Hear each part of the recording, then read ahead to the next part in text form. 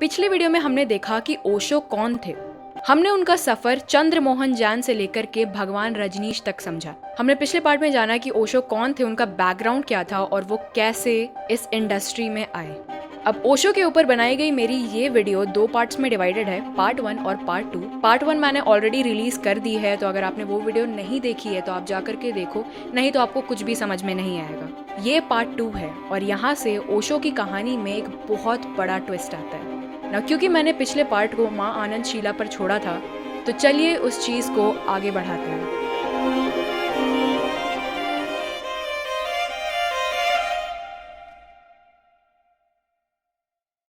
Sheila Silverman, जिनका नाम change करके माँ शीला रख दिया गया था। शीला मेट भगवान when she was very young. बहुत छोटे उम्र में ही उनको अपने फैमिली के थ्रू रजनीश से मिलवाया गया and she was very happy. She had a very good relation with Rajneesh. Rajneesh loved her lot, he cared for her, उनको ब्लेसिंग्स देते थे and she used to talk to him all about her problems and he used to come up with some good age solutions. They trusted each other. और एक बार शीला ये भी बताती है कि he confessed his love for Sheila, मतलब दे वर in love directly और इनडायरेक्टली। और जल्द ही रजनीश ने माँ योगलक्ष्मी को शीला सिल्वरमैन के साथ रिप्लेस कर दिया, हु वाज माँ शीला फ्रॉम नाउ। मतलब कि from now on Rajneesh had a new assistant, new right hand you can say, Ma Sheila. अब 1981 में अचानक से क्या होता है कि रजनीश गोज ऑन अ मौन धारण। लाइक वो डिसाइड करते हैं कि अब से वो 3 सालों तक के लिए कुछ भी नहीं बोलेंगे और इसके बाद वो मौन धारण कर लेते हैं, जिसके बाद आश्रम की सारी रिस्पॉन्सिबिलिटी अब माँ शीला के ऊपर आ जाती है। Now Rajneesh had a plan to expand this community. ये जो पूरा जो आश्रम था, ये जो पूरा कल्ट था, इसको एक्सपैंड करने का काफ़ी मन था। दे wanted to make a community out of it. They were following an idea that is communism. उनका ये आइडियोलॉजी था and they wanted to expand it. उनको एक अपना सिटी चाहिए था, अपना सब कुछ चाहिए था एंड धीरे धीरे धीरे ये चीज़ एक काफ़ी ईविल प्लान में बदल रही थी। अब भगवान के एब्सेंस में ये सारे जो रिस्पॉन्सिबिलिटीज़ हैं वो शीला को दिए गए and Sheela was then married to John Shelfer. Oregon के एंटेलोप टाउन में करीबन 250 स्क्वायर किलोमीटर की ज़मीन को $550 मिलियन में ख़रीदा गया बाय माँ शीला एंड हर हस्बैंड। ये एरिया काफ़ी बड़ा था, इसमें एक सिटी बस सकता था।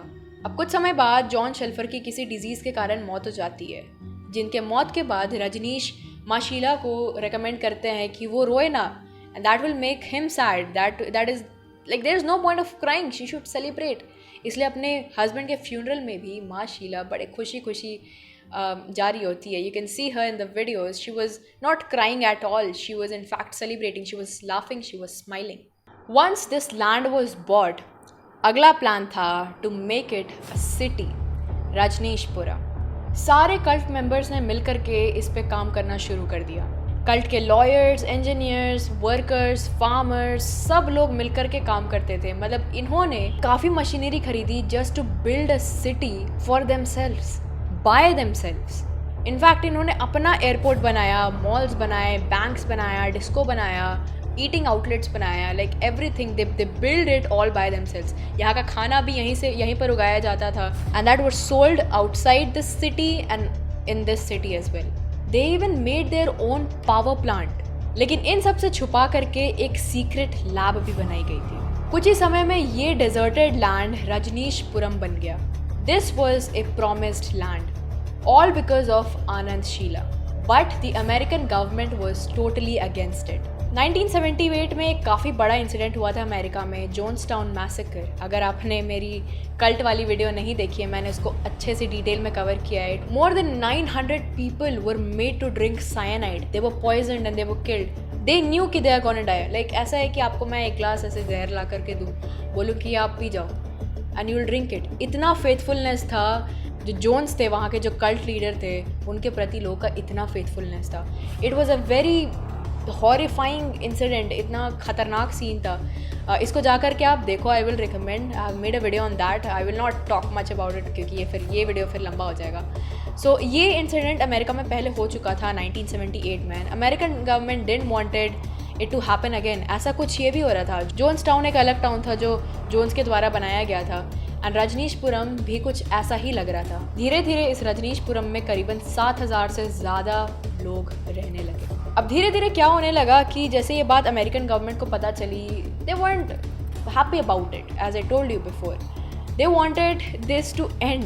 और आनंद, शीला और बाकी के जो कल्ट मेंबर्स थे, they didn't want to leave this place at all. इतने मेहनत से उन्होंने इस बैरन ज़मीन को, इस खाली लैंड को एक सिटी में कन्वर्ट किया था, and they didn't want to go from here. Now call upon the governor to proclaim that Rajneeshpuram be put in its proper place as a non-existent city and to disarm this cult's army now. अब सारे cult leaders को धीरे धीरे armed training दी जाती है, उन्हें nuclear war से बचने की ट्रेनिंग दी जाती है, because Osho believed in doomsday and he wanted to do everything to protect his cult members. कई लोग इस आश्रम से जुड़ते जा रहे थे. इनफैक्ट इलेक्शन भी कराया जा रहा था जिसमें आनंद, शीला के द्वारा बाहर से लोगों को लाया जा रहा था टू वोट फॉर रजनीश. लेकिन ये बैकफायर कर गया because one of the outsiders attacked Sheela. एक बार ये ऐसे ही वोट करने के लिए गए थे, सिटी इलेक्शंस को लेकर के गए थे, and they were not allowed to vote. गुस्से में आकर के, बिकॉज शीला ने बाहर से लोग को इनवाइट किया था टू वोट फॉर रजनीश, और जब ये ऐसा नहीं हुआ, एक आदमी ने शीला को मारने की कोशिश की थी. ही चोक्ड हर, उसने उसका गला दबाया. अब लोग आउट ऑफ कंट्रोल हो रहे थे, इसीलिए शीला ने ये प्लान बनाया कि उन्हें थोड़े से टाइफॉइड कॉजिंग केमिकल दिया जाए ताकि लोग थोड़े से शांत हो जाएं और अपना उसका गुस्सा भी निकल जाए इन लोगों के प्रति. सिचुएशन कंट्रोल में आ गया, लेकिन तबीयत सबकी ख़राब हो गई, but luckily no one died. अब अमेरिकन गवर्नमेंट को इस बात का डर था कि कहीं रजनीश अमेरिकन गवर्नमेंट को ओवरथ्रो ना कर दे, क्योंकि दिन ब दिन नए लोग जुड़ते जा रहे थे इस आश्रम से और Rajneesh was becoming powerful day by day. 1984 में जाकर के रजनीश ने फाइनली अपना मौन व्रत तोड़ा. अब रजनीश के एब्सेंस में आनंद, शीला ही थी जिसने इस पूरे कल्ट को संभाला, इस कल्ट के लिए सब कुछ किया. लेकिन जैसे ही रजनीश ने अपना मौन व्रत तोड़ा, उसने सारा का सारा एलिगेशन, सारा ब्लेम माँ आनंद, शीला पर डाल दिया. Like that woman did everything for him, और रजनीश ने सारा का सारा एलिगेशंस उन पे लगा दिया. जिसके बाद शीला ने यह आश्रम छोड़ दिया because she felt betrayed and disrespected after what she did. Rajneesh ने शीला पे एलिगेशंस लगाए कि उसने 3 लोगों को मारने की कोशिश की in his absence. In fact her own husband, उनका कहना था कि आनंद, शीला ने खुद अपने हस्बैंड को भी मार दिया. He also accused her of poisoning everyone. Sheela Silverman AKA Anand, Sheela को इसके बाद अरेस्ट कर लिया जाता है and she was sent 3 years in prison. दूसरी तरफ 1985 में रजनीश को कुछ समय के लिए जेल में डाला जाता है, जिसके बाद उनको अमेरिका से बैन कर दिया जाता है. He returned back to India. Rajneeshpuram पूरी तरीके से बर्बाद हो गया था. People were thrown out of there, people were running away, people left the cult, और ऐसे भी कुछ लोग थे जो वहाँ पर कंटिन्यू करना चाहते थे. जब रजनीश इंडिया आए, ही स्टार्टेड हिज आश्रम वंस मोर. जो पुणे में उनका आश्रम था, उसको उन्होंने वापस से शुरू किया. चल तो ऐसे ही रहा था वो आश्रम, लेकिन उन्होंने एक काइंड ऑफ रीस्टार्ट दिया उसको विथ अ नेम ओशो.